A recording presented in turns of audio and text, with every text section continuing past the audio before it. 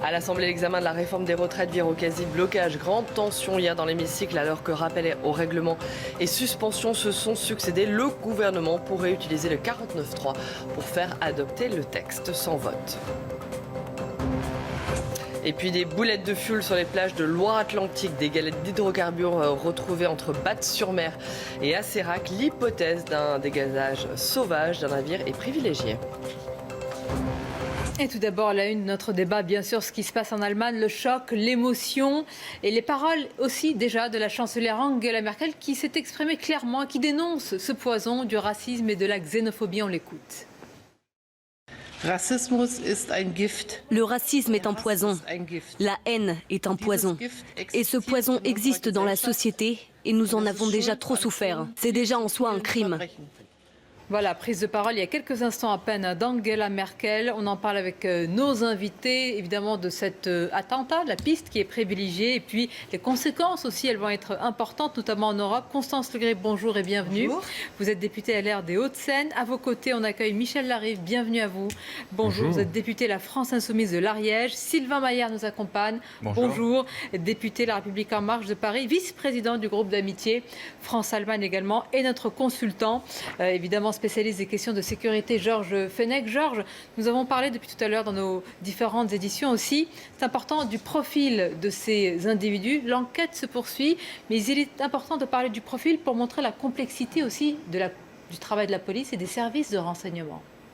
Celui-ci n'était pas connu. Il n'était pas inscrit dans un fichier, il n'avait jamais été condamné apparemment. Il était titulaire d'un permis de chasser, donc il avait une arme. Mais il a agi, apparemment, il a agi seul. C'est un loup solitaire en quelque sorte.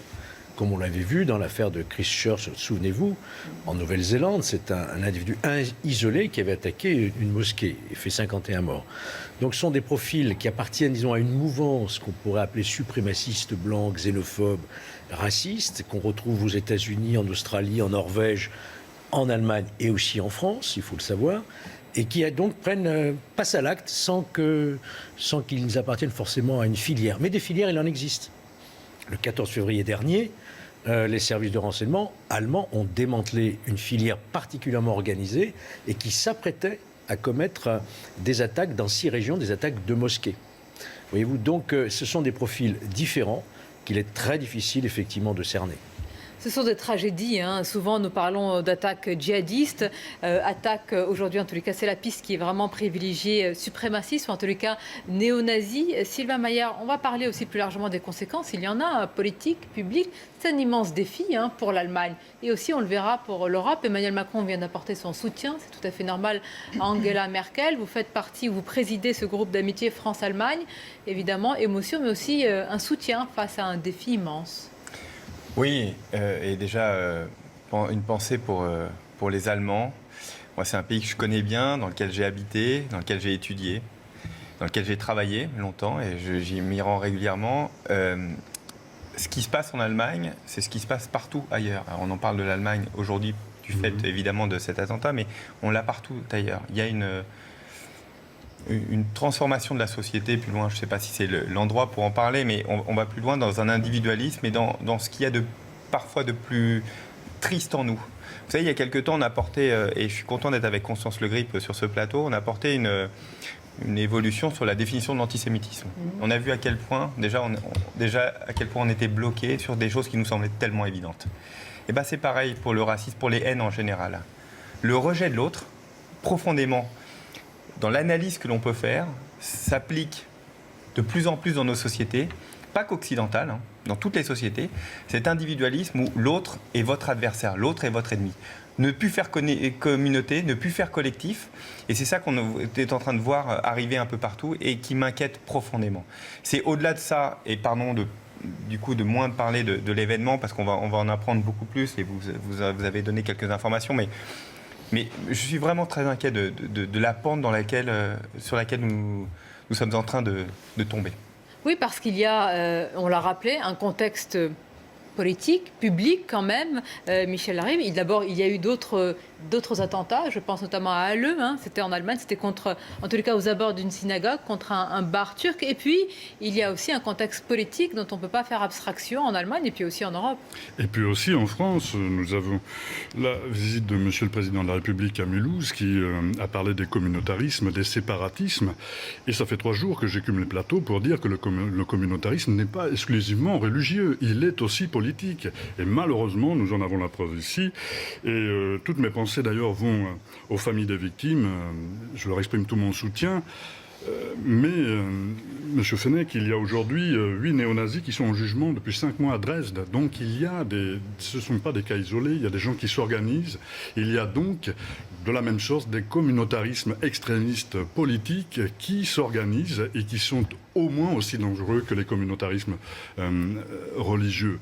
C'est quelque chose qu'il faut inscrire. Et vous pensez que les autorités françaises en ont conscience? Oui, je pense, parce que certains services de renseignement avaient déjà tiré la sonnette d'alarme, avaient dit attention, vous vous focalisez sur les communautarismes religieux, mais les communautarismes politiques, notamment l'extrême droite, est dangereuse. Il y a des groupes identitaires en France qui s'affranchissent des lois républicaines, qui sont tout aussi dangereux que les autres. Mais sans se focaliser, pardonnez-moi, et j'imagine, Constance Le Gret, que c'est le travail de nos services de renseignement et de police, il y a aujourd'hui, malheureusement, on est soumis à des multiples menaces, qu'elles soient djihadistes, qu'elles soient suprémacistes, en tous les cas. J'imagine que nos services de renseignement, la police, évidemment, les traite ou tente de les traiter de la même manière. Je peux vous le confirmer. Au plus haut niveau de l'État, il faut que ce soit pareil. Il faut que ce soit pareil au plus haut niveau de l'État. Parce que, sinon, nous avons un réel problème. Il faut suivre nos services de police là-dessus. Oui, moi je voulais dire au peuple allemand, ma solidarité également aux autorités allemandes. Les mots de la chancelière Merkel sont très forts, le poison du racisme et de la xénophobie.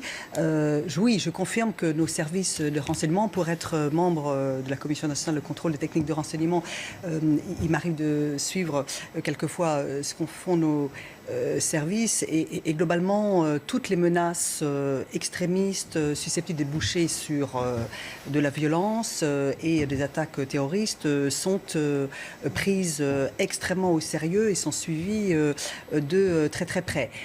Il faut néanmoins constater qu'il y a en Allemagne, plus que dans d'autres pays européens, les services de renseignement et les services de sécurité allemands le disent clairement depuis plusieurs années maintenant, une résurgence de l'idéologie néo-nazie, suprématisme blanc, haine anti-immigrés, etc., qui est particulièrement alarmante, qui est devenue pour les services de renseignement et de sécurité allemands le fléau numéro 1. Et tout cela, effectivement, se greffe sur des tensions politiques et sociales dans la société et dans la démocratie allemande, qui a déjà subi des attaques terroristes. Un élu de la CDU a été assassiné il y a moins d'1 an. Il y a eu les tentatives que vous rappeliez à Halle. Et également, ce qu'on a vu lors des élections en Thuringe, des mouvements de déplacement, je ne sais pas très bien comment qualifier cela, électoraliste, d'opportunisme électoraliste, qui montre bien qu'une certaine confusion politique est susceptible d'apparaître. Il y a quand même 100 députés de l'AfD également au Bundestag. Alors je ne suis pas en train de dire, soyons faire un lien réservés, direct entre... absolument, mais ça prouve bien quand même qu'il y a une progression d'un certain type d'idéologie très extrémiste et notamment caractérisée par un extrémisme de droite qui doit alerter partout. Bien sûr, je vais vous faire réagir sur les conséquences politiques. Je voudrais revenir avec Georges Fenech, parce que vous avez dit, Michel arrive, des groupuscules. Et moi, je me souviens, vous vous souvenez tous, au début, malheureusement, de ces attentats, là je parle djihadistes, on avait dit loups solitaires, puis après tout le monde est revenu en disant ce ne sont pas des loups solitaires. Est-ce que là aussi, il n'y a pas finalement, je ne sais pas s'il y a une toile d'araignée derrière, mais en tout cas une idéologie qui s'installe avec peut-être aussi les mêmes réseaux ou les mêmes manières de faire? D'ailleurs, rappelons qu'il y a eu une commission d'enquête parlementaire qui a rendu un rapport au mois de juin dernier à l'initiative de votre groupe, à l'initiative de votre groupe, sur la résurgence de ces réseaux. Et le secrétaire d'État Laurent Nunez a été auditionné d'ailleurs, n'a pas caché effectivement l'inquiétude des services de renseignement, les efforts qui sont faits actuellement pour surveiller ces groupuscules. Ça me rappelle aussi ce que nous avait dit en 2016 Patrick Calva à la commission d'enquête, l'ancien patron de la DGSI, qui craignait qu'un jour ou l'autre, il y ait une confrontation entre l'extrême droite et le monde musulman. Et au fond, que cherchent les djihadistes et violents, c'est cette confrontation qui est recherchée pour semer une discorde et avancer sur le terrain de la violence. C'est ça qui est recherché. Aujourd'hui, en France, on considère qu'il y a à peu près 2500 individus qui sont dans ces mouvements-là. Alors, est-ce qu'elles sont structurées, organisées ? Il n'y a pas de dépôt d'association ou d'organisation. Ce sont des filières qui se constituent à droite à gauche. Il y en avait une à Marseille. Il y en a eu d'autres aussi encore en France qui ont été démantelées. Certaines qui avaient même envisagé des attentats contre des personnes politiques. On pense à Jean-Luc Mélenchon, le chef de l'État également, qui était visé. Donc on est face à une mouvance capable de passer à l'acte, que ce soit en France, en Allemagne. Mais en Allemagne, évidemment, ça prend une dimension particulière compte tenu du passé politique allemand. Alors justement, ça prend une dimension particulière. Angela Merkel, dont on connaît les difficultés politiques, il ne faut pas se cacher, c'est quelqu'un qui est aujourd'hui, malgré aussi des années évidemment de pouvoir, on l'appelait l'insubmersible, mais là, connaît de véritables difficultés. Comment elle peut faire face ? Comment faire face à cela ? Constance Le Grip dit, attention, moi je ne fais pas de lien, on ne fait pas de lien direct avec le parti d'extrême droite AfD, mais comment contrôler déjà, dans le débat public et politique, une parole qui peut être raciste et xénophobe ? Il y a eu un basculement en Allemagne, on l'a bien vu, au moment où, vous savez, l'arrivée massive de Syriens qui ont été accueillis en Allemagne, et avec une vraie ligne de fracture en Allemagne. On en a, du vu de la France, on a trouvé ça que c'était un très beau geste, et c'est vrai que c'était un geste magnifique d'accueil. C'était très critiqué. Oui, mais c'était très critiqué. Mais c'est un geste d'accueil qui était, et puis moi je me souviens des scènes de liesse, d'accueil. Enfin, c'était quand même quelque chose de. C'était vraiment nuancé. Hein. Beaucoup avaient aussi dit que c'était pour des raisons pragmatiques, très économiques. Oui, mais en tout cas, ça lui a beaucoup coûté électoralement derrière, ça, et c'était un geste qui était vrai. Mais il y a aussi dans la société, probablement ça a réveillé aussi des démons. Moi je suis allé voir plusieurs fois, on parlait de la lutte contre l'antisémitisme, à quel point ils étaient en pointe dessus, et que c'était quelque chose de très très largement partagé de comment faire. Est-ce que le racisme a été traité de la même façon ? Je crois que non. Je crois qu'il y a une violence comme dans chacune de nos sociétés. Et c'est vrai que l'Allemagne fait extrêmement attention sur l'antisémitisme, ou qu'il n'y ait absolument aucun débordement, et tout est combattu du fait du passé. Je crois que le racisme souvent anti-turc, puisque c'est une communauté très importante en Allemagne. Et puis vous dire une chose, et je termine dessus, c'est aussi l'assimilation en Allemagne. Moi qui ai vécu en Allemagne, des générations, ça ne fonctionne pas comme le droit du sol en France.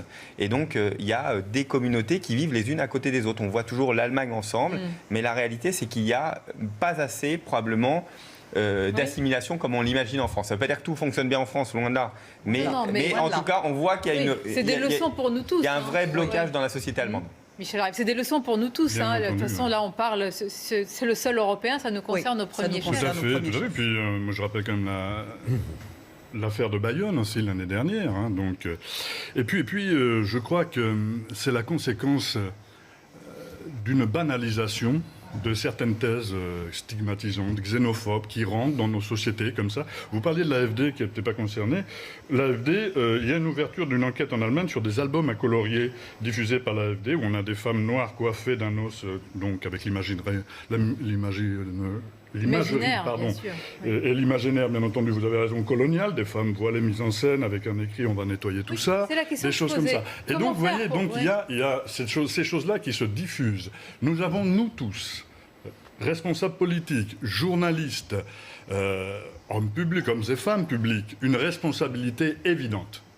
La première des choses que nous devons faire, c'est lutter contre la diffusion de ce genre de. Je ne voudrais pas rentrer dans la politique, dans la polémique. Nous avons un arsenal juridique qui nous permet de faire face à ce genre de choses. Nous devons l'utiliser et nous devons agir tous en responsabilité. Je ne voudrais pas rentrer dans la polémique, mais tout à l'heure. Aller vers des thèses ou rentrer dans la rhétorique de l'extrême droite notamment, installe et finalement banalise et normalise des discours que nous n'aurions pas entendus il y a encore de cela 15 ans. J'ai une question directe, parce que tout à l'heure, vous avez dit qu'il faut porter ce combat contre cette idéologie, en tout cas cas ce suprémacisme, évidemment, au plus haut niveau, notamment en France.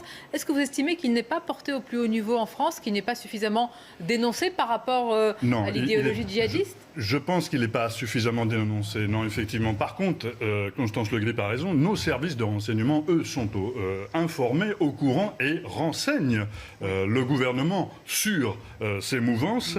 Vous l'avez rappelé, M. Fenech, mais c'est ça. Muriel Rességuier a présidé une commission d'enquête sur ces mouvements. Vous avez eu des mouvements d'extrême droite qui ont été dissous, donc il y avait bien un problème, il y avait bien des groupuscules installés, il y avait bien des mouvances qui s'installaient, il y avait bien des réseaux qui s'installaient en France. Et effectivement, je pense qu'on devrait le prendre au moins, prendre la chose au moins aussi fortement qu'on l'a pris pour le communautarisme religieux.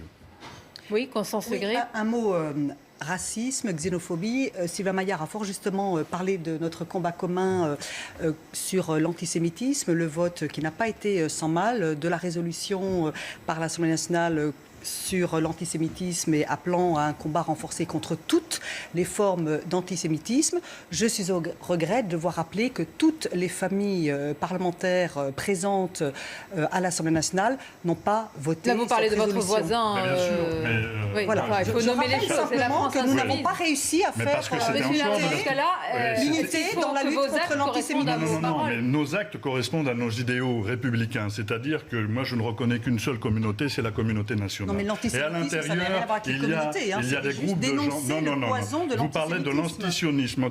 Résolution, bien sûr pas du que tout. la résolution, c'était celle-là. C'est-à-dire qu'on confondait la dénonciation, une dénonciation politique. On faisait une assimilation entre un peuple et la politique. Et donc nous avons dit Mais non, là, c'est je pas parle de Dénoncions l'assimilation entre le peuple et la politique. Voilà, donc Dénoncions. nous avons dit, qu'il y avait beaucoup de l'assimilation, c'est vous qui l'aviez. si l'on doit stigmatiser, on doit être aussi libre en conscience. Et ça s'appelle la laïcité. Libre en conscience, libre en conscience, en philosophie et en spiritualité. En tous les cas, évidemment, c'est pour tous pour dénoncer aujourd'hui. Voilà, aujourd'hui, c'est l'extrême droite. Oui, non, mais il faut dénoncer tous les attentats. Oui. C'est le propre, évidemment, de ce débat et de la démocratie, heureusement, et que vous représentez en tant que parlementaire. Parlementaire, vous êtes aussi très pris en ce moment, au sein de l'Assemblée nationale, tout autre chose, sur le front social. On va se rendre à l'Assemblée, où se trouve notre journaliste, Florian Tardif. Florian, sur place, certains parlent d'une véritable, je fais attention aux mots, mais d'une guérilla parlementaire qui est en cours. Oui Sonia, ce matin on était à un rythme, écoutez bien, de 3 amendements étudiés en 2 heures, étant donné qu'il y a 41 000 amendements à un tel rythme. Il faudrait plus de 3 ans à raison de débats 7 jours sur 7, 24 heures sur 24 pour étudier l'ensemble des amendements déposés. La cause depuis ce matin pour ralentir le débat parlementaire. Les députés communistes notamment ont décidé de déposer une myriade de sous-amendements, une méthode dénoncée par Laurent Pietraszewski qui m'expliquait lors d'une des nombreuses suspensions de séance. On en est à étudier la modification du mot contribuer par contribueront et tout cela au détriment d'un débat de fond, si bien qu'au sein de la majorité, il y a une musique qui revient quand utiliser le 49.3. François Patria, qui a pu échanger avec Laurent Pietraszewski, lui a posé la question. Alors, est-ce pour samedi? Ce à quoi le secrétaire d'État, donc en charge de la réforme des retraites, a répondu: moi, je suis un incorrigible optimiste. Comprenez, pas encore, mais vous le voyez, on ne ferme pas la porte à l'utilisation de cette arme ultime pour tenter donc de faire passer cette réforme des retraites. Merci à vous, Florian Tardif, en duplex de l'Assemblée nationale avec Victoria Solano. Je vais vous laisser vous exprimer sur ce sujet. Vous êtes véritablement, j'allais dire, au cœur du réacteur à l'Assemblée. Oui, je vois un haussement de sourcils, Sylvain Maillard, c'est le cas. Vous y êtes et pour longtemps, si je puis dire. On se dit la vérité, Sonia oui, Mabrouk, ici. Vous voyez, tout à l'heure, je viens. Oui, ma vérité, mais voilà, pour le coup, vous allez voir, c'est pas polémique. Tout à l'heure, j'ai décidé de venir sur ce plateau. C'était pas organisé, et je suis venu sur le plateau. Pourquoi? D'autant plus, je suis venu d'abord ravi de pouvoir débattre, mais je suis venu parce qu'à un moment, ça fait depuis ce matin, 9h du matin, où on a, votre correspondant l'a dit parfaitement, étudié 3 amendements, avec en permanence des amendements, avec des sous-amendements qui n'ont aucun intérêt, des points-virgules, des ONS au lieu des ER, bref, aucun intérêt. Puis des suspensions, puis des demandes de quorum. Bref, le but, c'est quoi? C'est d'enliser le débat parlementaire. Et donc, à un moment, qu'est-ce que moi, en tant que parlementaire, j'ai à faire à être à l'Assemblée nationale? C'est horrible de dire ça, je vous dis très clairement, c'est terrible de dire ça. Mais je n'ai rien à faire, il faut mieux que je vienne ici pour discuter, faire du débat, parce qu'en fait, le débat n'est pas dans l'Assemblée nationale. Et moi, je regrette... Ça, c'est important, ce que vous dites. Si le débat est confisqué, c'est grave. Mais le débat n'est pas confisqué. On ne peut pas... Moi, je vous dis, le débat, on ne peut pas débattre sur le fond. Il y a des oppositions, Constance Le Grip et LR, il y a des oppositions qui veulent porter des choses, et nous, on a envie de porter aussi des avancées. Et derrière, tout est confisqué. Pourquoi ? Parce qu'il y a des amendements, des sous-amendements en permanence qui ne parlent de n'importe quoi pour en permanence polluer le débat. Et moi, je regrette ça.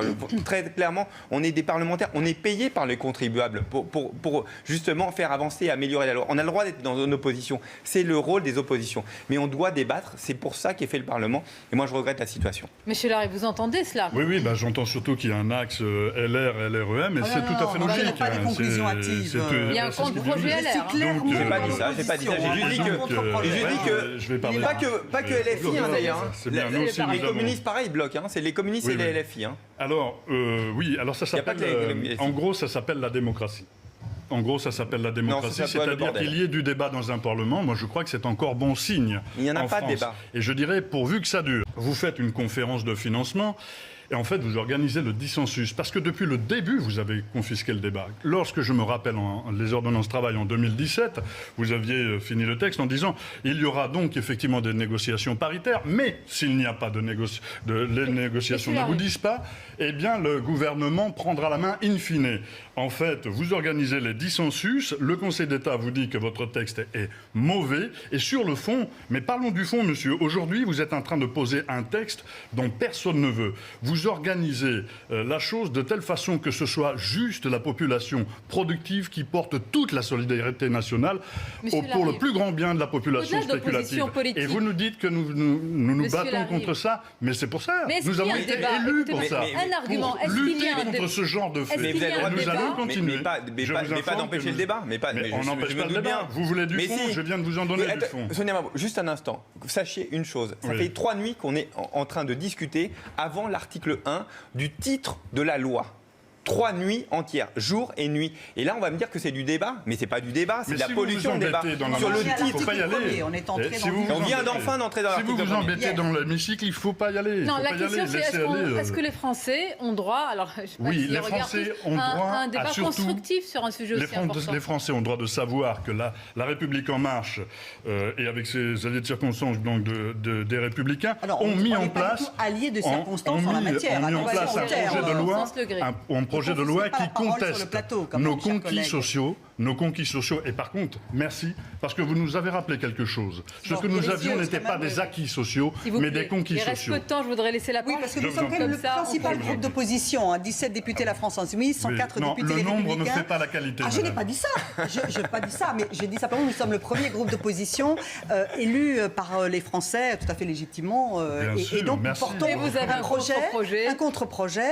Et nous abordons ce débat avec un esprit effectivement positif. Nous n'avons pas développé de stratégie d'obstruction, nous sommes dans une stratégie de proposition. C'est ce que nous avons voulu faire en commission spéciale. Nous disons simplement, il faut laisser du temps au débat, il faut que l'on arrive groupe par groupe, amendement par amendement, à développer nos arguments. C'est ce que nous faisons. Et si jamais il devait y avoir une fin prématurée des débats, un recours à une procédure telle que le 49.3, nous le dénoncerions et nous le regretterions. Ce serait un échec et un fiasco total. On parle d'une menace, du spectre du 49.3. Je vous propose d'attendre à l'épreuve de fait ce qui va se passer pour en parler. Vous revenez, puisque c'est ce que j'ai cru comprendre. Vous avez possible qu'il y ait un peu de temps pour revenir sur les plateaux pour parler de sujets de fond également. On aura l'occasion d'en revenir. Merci Michel Larrive, merci Constance Le Grip et Sylvain Maillard d'avoir été nos invités. Vous restez avec nous, Midi News se poursuit. Ça va à Roget qui va parler encore des retraites justement. 10e journée de manifestation contre la réforme des retraites. Ce n'est pas un baroud d'honneur, déclarent les syndicats. Mobilisation dans toute la France à l'appel de Force ouvrière, de la CGT, de Solidaires et de la FSU. Rachida Dati en tête des sondages à Paris. La candidate de la droite crée la surprise. Elle recueille 25% des intentions de vote au premier tour des municipales contre 23% pour Anne Hidalgo, selon un sondage Odoxa pour le Figaro. Emmanuel Macron envoie son plein soutien à l'Allemagne après la fusillade de la nuit dernière. 9 personnes tuées dans une double fusillade. Les faits sont déroulés à Hanau, c'est près de Francfort. Angela Merkel, la chancelière allemande, dénonce le poison du racisme dans le pays. Un manque à gagner de 150 à 200 millions d'euros pour Air France KLM du fait du coronavirus. En cause, les vols suspendus entre la France et la Chine entre les mois de février et d'avril. Bonjour à tous. À la une de l'actualité, la 10e journée interprofessionnelle de manifestation contre la réforme des retraites. Ce n'est pas un baroud d'honneur, déclarent les syndicats. Mobilisation dans toute la France à l'appel de Force ouvrière, de la CGT, de Solidaires et de la FSU. À Paris, vous le voyez sur ces images, le cortège s'apprête à partir du quartier de Montparnasse, direction la place d'Italie. On va se diriger vers Nantes. Plusieurs manifestants également à Nantes contre la réforme des retraites. On va écouter l'un de ces manifestants justement. Il dénonce le manque d'écoute du gouvernement. Tant que c'est à l'Assemblée, c'est pas perdu. Notre crainte à nous quand même, c'est que le 49.3 soit utilisé parce que là, autant on nous disait il y a 2 semaines qu'il ne serait pas utilisé, autant maintenant on commence à en parler ouvertement. On est quand même dans une absence aussi de débat démocratique très fort, donc nous on continue à le dénoncer. Le gouvernement, ce gouvernement gouverne contre le peuple, contre l'avis du peuple et en démocratie, puisque vous le savez, il y a toute une polémique qui s'instaure sur le principe que beaucoup, et on partage ce point de vue, disent qu'il s'agit d'un déni de démocratie, puisque justement on n'est pas à l'écoute du peuple. Eh bien ça se vérifie. Un gouvernement qui veut passer en force et contre la démocratie, avec le 49.3 bien évidemment. Mais ceci dit, il faut que les débats se tiennent parce que on a besoin de pouvoir avoir des parlementaires qui sont utiles au débat, qui enrichissent aussi les débats et qui puissent nous faire des retours. Donc le gouvernement doit attendre et ne pas utiliser le 49.3. Et parallèlement à l'Assemblée nationale, l'examen du texte de la réforme des retraites tourne au quasi-blocage. Tension hier dans l'hémicycle alors que rappel au règlement et suspension se sont succédés. Le gouvernement pourrait utiliser le 49.3 pour faire adopter le texte sans vote. Avec nous en plateau, Yohann Usaï. Bonjour Yohann, merci d'être là. Les députés ont donc attaqué cette nuit l'article 1er du projet de loi. Mais je le disais, le spectre du 49.3 plane sur les débats. Oui, parce que la réalité, c'est que dans l'hémicycle, en ce moment, on n'avance plus, on recule même des heures et des heures pour examiner 1, 2, 3 amendements. On débat de tout en ce moment à l'Assemblée nationale, c'est ça qu'il faut bien comprendre. On débat de tout sauf du fond de la réforme. On a passé, par exemple, plusieurs demi-journées à parler des titres donnés à la réforme. Système universel de retraite, eh bien, par exemple, le groupe communiste a voulu changer ce nom en système de retraite inégalitaire. Voilà les débats en ce moment dans l'hémicycle. Alors, c'est quelque chose qui est tout à fait assumé par l'opposition, notamment l'opposition de gauche qui entend tout faire pour retarder l'adoption de ce texte. Alors ça passe par des milliers d'amendements qui sont déposés, ça passe par des demandes de suspension de séance et ça passe aussi par bon nombre de rappels au règlement. Et hier, ça a fini par agacer le président de l'Assemblée nationale. Écoutez cet échange entre Richard Ferrand et Jean-Luc Mélenchon. Quand on fait rappel au règlement, le fond d'endroit. Monsieur le Président. Ici, ce n'est pas un meeting, c'est l'Assemblée nationale. Président, je vous invite à une certaine retenue. Mais écoutez, monsieur le Président Mélenchon. Au bout de 2 minutes de temps de parole, ça me paraît un peu exagéré. Vous devriez vous calmer. Oh, vous inquiétez pas, je suis très calme. Oui, mais c'est pas l'impression que tu donnes. Le président Chassaigne qui a exposé, lui, clairement sa requête. Alors le débat doit durer 3 semaines maximum. Ça va être extrêmement court pour faire l'examen de l'ensemble des amendements qui ont été déposés. 65 articles, on l'a dit. On en est seulement à l'article 1 en ce moment. Il faut que ce soit fini dans 3 semaines pour que ce soit adopté en première lecture avant les élections municipales. Les élections municipales, pas tant politique que ça en réalité pour le gouvernement. C'est plus parce qu'il souhaite que ce soit finalisé, ce projet, avant l'été. Sénat, début mai. La fin de la session parlementaire le 4 juillet. Donc il faut impérativement que ce soit adopté en première lecture avant les élections municipales pour que le gouvernement en ait terminé et ne revienne pas avec cette réforme à la rentrée. Évidemment, on l'a dit, le 49.3, c'est une option dont on parle de plus en plus au sein du gouvernement, mais c'est aussi un piège qui est tendu par l'opposition de gauche qui fait tout pour que le gouvernement utilise ce 49.3. Reste à savoir ce que penseront les Français, de quel côté penchera l'opinion populaire à ce moment-là. Merci beaucoup Yohann Usaï pour cette analyse et pour continuer à débattre en plateau de ce difficile examen de la réforme des retraites. J'accueille tout d'abord Maître Xavier Autain, vous êtes avocat au barreau de Paris, membre du collectif SOS Retraite. Vous allez nous parler, vous précisément, de la mobilisation des avocats. Sylvain Maillard, député LREM de Paris. Constance Legrip, bonjour. Merci d'être là, député Les Républicains des Hauts-de-Seine. Et Michel Larrivé, député... Excusez-moi. Michel Larrive. Michel Larrive, pardonnez-moi, député La France Insoumise, pardonnez-moi, des Hauts-de-Seine. Monsieur le député, Yohann Usaï nous parlait à l'instant, voilà, on est resté, les parlementaires, les députés ont débattu 3 jours sur le titre de ce projet de loi. Vous nous dites qu'il est nécessaire de passer 3 jours sur le titre d'un texte, 3 jours de débat et de temps parlementaire. Voilà comment cela se passe. Lorsque nous posons un amendement sur le titre, nous parlons du fond. Ça nous permet, lorsque nous déposons ce genre d'amendement, de parler du fond. Par contre, si vous voulez, il y a aussi une obstruction qui est faite par le gouvernement. Hier, 1184 amendements communistes ont été rejetés. Alors, on a eu effectivement une explication de texte de M. Woerth sur la commission des finances pour nous dire qu'il y en avait certains qui étaient rejetés par l'article 40. Mais d'autres, on ne sait pas. De notre part aussi, nous avons eu beaucoup de temps d'amendements rejetés, un temps de parole divisé par 2. Eh bien, nous assumons la chose parce que nous pensons que ce texte est très mauvais. Il est mauvais dans le fond. Dans la forme, là, c'est pas nous qui le disons, c'est le Conseil d'État. Et il est mauvais pour la nation, il est mauvais pour le peuple français. Donc nous allons utiliser tous les outils à notre disposition, tous les outils démocratiques à notre disposition pour que ce texte ne passe pas. Sylvain Maillard, j'aimerais entendre la voix de la majorité sur cette question. On évoquait tout à l'heure le spectre du 49.3, c'est cet article de la Constitution qui permet au gouvernement de faire adopter un texte sans vote.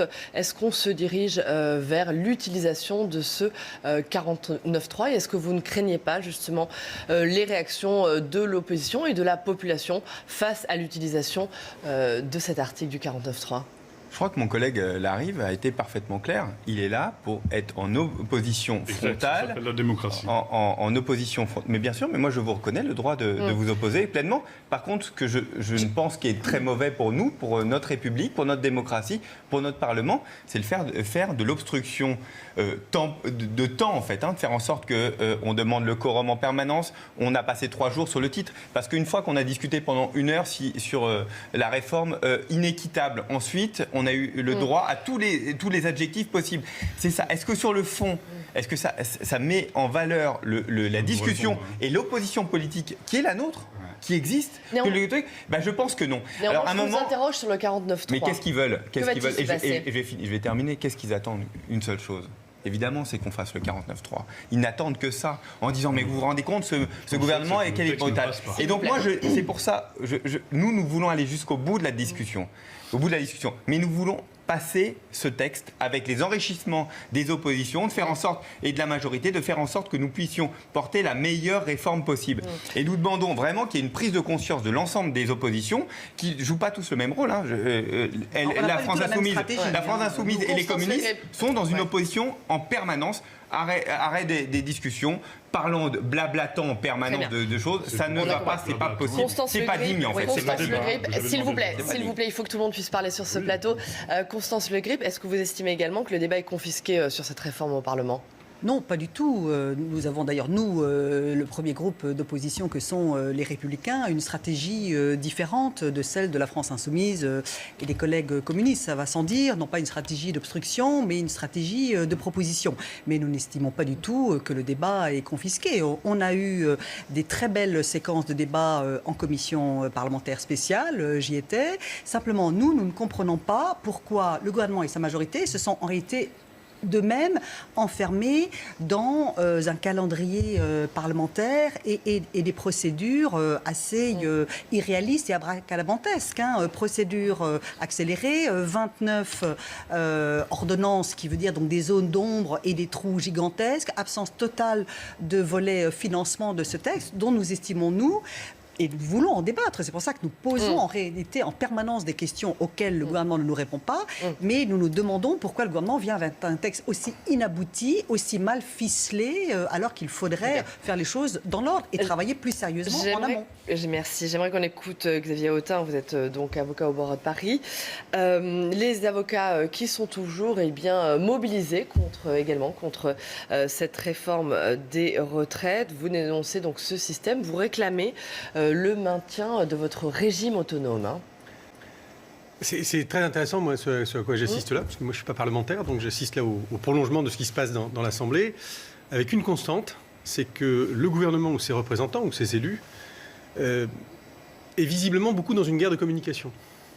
Parce que moi, je vais vous dire qu'au fond, M. Delevoye ne nous a pas reçus. M. Delevoye a rendu un rapport que le gouvernement met en œuvre directement. Et il aboutit à quoi, Je crois que Nicole Belloubet, la garde des Sceaux, vous a reçu et a... Oui, non, mais il nous a reçus, avec plusieurs en l'occurrence, les réceptions de Mme Belloubet ne sont que l'exacte application de ce que M. Delevoye a écrit quelques mois avant. Nous, on a défilé dès septembre en disant on a vu le rapport de Delevoye, il va aboutir à un doublement de nos cotisations et à une réduction de nos droits à retraite. Alors, on peut nous l'emballer, on peut nous mettre un joli papier cadeau, mais quand on analyse le texte, et comme on est des juristes, on sait à peu près analyser les textes, on se rend compte qu'il n'en est rien. Alors on nous dit il va y avoir un abattement. Vous en faites pas, vous allez avoir un abattement. C'est un peu compliqué, on va augmenter l'assiette, c'est-à-dire que ça va nous coûter plus cher, et puis on va nous faire un abattement. Mais cet abattement, il n'est pas dans le texte à l'origine. Où en sont précisément aujourd'hui les discussions avec le gouvernement? Que vous répond le gouvernement sur le maintien de votre régime autonome que vous réclamez? Le gouvernement ne nous répond rien. Le gouvernement n'est absolument pas conscient visiblement des spécificités que sont les indépendants et les libéraux. Nous ne sommes pas des salariés, nous ne sommes pas des fonctionnaires, nous avons une situation particulière. Avocats, on a une situation encore plus particulière. Depuis 1954, on est autonome. Ça veut dire qu'on se finance nous-mêmes, que nous ne recevons jamais d'argent de l'État, que nous finançons la solidarité nationale car nous y sommes attachés. Vous savez, on assume l'aide juridictionnelle. L'aide juridictionnelle, c'est des milliards d'euros d'heures de travail faites gratuitement par les avocats. Pour les retraites, on verse entre 80 et 100 millions d'euros par an. 1 350 euros par avocat et par an pour les autres. Le gouvernement, qu'est-ce qu'il nous répond ? Il nous répond simplement, il faut accepter, c'est ainsi que ça va se passer. Ça va aboutir concrètement à la fermeture d'un certain nombre de cabinets, et pas des gros cabinets, des petits. Or, ce qui est intéressant dans le droit, c'est que des avocats soient égaux et petits, et qu'ils soient au service des citoyens comme au service des entreprises. Michel Larive, vous vouliez réagir très rapidement. Ah oui, tout à fait. Et je suis complètement d'accord avec vous, puisque dans votre cas, les charges passeront de 14 à 28%. C'est bien ça. Donc ça veut dire que les jeunes avocats, ceux qui sont commis d'office notamment, vont avoir de très très grandes difficultés à poursuivre leur activité. Je vais revenir tout à l'heure sur le débat. Madame Le Grip, lorsque vous avez posé avec le groupe républicain la motion de rejet, votre motion de rejet, vous étiez un quart des députés LR sur les bancs. Nous avons voté votre motion de rejet. Si vous étiez présent, la motion passait et ce texte pouvait être rejeté. Alors, vous voyez, sur l'opposition constructive, je ne sais pas. Ensuite, non, je n'ai pas dit constructive, moi, j'ai dit stratégie de proposition. Mettons du fond là-dessus. Les femmes, quand vous faites la promotion de ce texte pour les femmes notamment. La reversion, aujourd'hui, c'est 55 ans. Avec ce texte, ce sera 60 à partir de 62 ans. L'universalité, elle n'existe pas. Il y a 5 régimes d'exception déjà pour commencer. Ensuite, la répartition. La répartition, elle s'arrête à 10 000 euros. C'est-à-dire qu'à 10 000 euros, eux, c'est l'inverse que pour les avocats. C'est-à-dire qu'à 28%, ils sont passés de 28% à 2,8%. Mais ils n'ont plus les droits en face. Non, mais soyons techniques. Vous voyez, vous voulez du fond. Non, mais vous vouliez du fond, vous en avez. Donc, s'il vous plaît, une action, Sylvain Maillard, très rapide. On construit un régime pour tous, où chaque euro cotisé donnera les mêmes droits. Moi, j'entends les difficultés. Non, mais ne dites pas que c'est pas vrai. Vous avez le droit de t'opposer, j'entends vos difficultés. Vous savez, moi-même, je suis indépendant, je suis chef d'entreprise aussi, je comprends ce que vous dites et pleinement. Mais partons sur le fait politique de dire que le même euro cotisé donnera les mêmes droits. Merci. Ça, c'est un slogan. Mais c'est pas un slogan, c'est la vérité, c'est ça le régime. Merci beaucoup, merci à tous. Merci Xavier Autain d'avoir été avec nous, Constance Le Grip, Michel Larive et Sylvain Maillard. Je vous laisse retourner sur les bancs de l'Assemblée pour débattre de cette réforme des retraites.